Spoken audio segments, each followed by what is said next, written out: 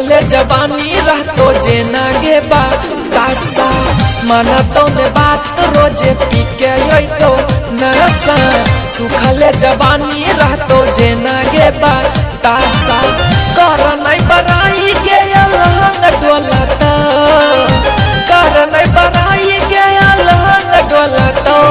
तोरा भतारा से जानू नहीं पलांगे हिलतो गे तोरा सोनिया से जानू नहीं पलांगे हिलतो नहीं पलांगे हिलतो तोरा सोनिया से जानू नहीं पलांगे हिलतो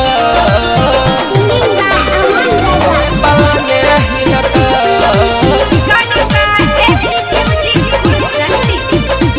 रोज के तनोगे छौड़ी अजमई भी दिल मिलले बिना गे सूत जाई भी दिल मिलले बिना गे सूत जाई भी रोज के तनोगे छौड़ी अजमई भी दिल मिलले बिना गे सूत जाई भी रहतो बना के दूरी यहाँ डोलत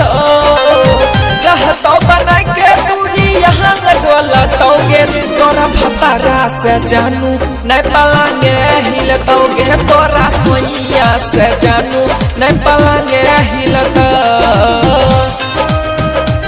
नहीं पलांगे हिलतो तोरा सोनिया से जानू नहीं पलांगे हिलतो पलांगे हिलतो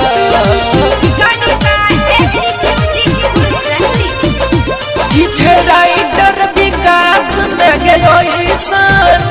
तो चिपकल रहे छी चुंबक जैसन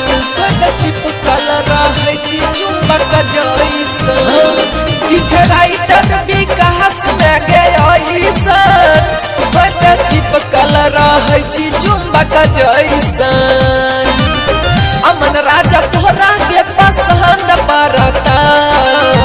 अमन राजा तोरा के पसंद पड़तोगे तोरा भतारा से जानू नहीं पलंगा हिलतोगे तोरा सोनिया से जानू नहीं पलंगा हिलतो।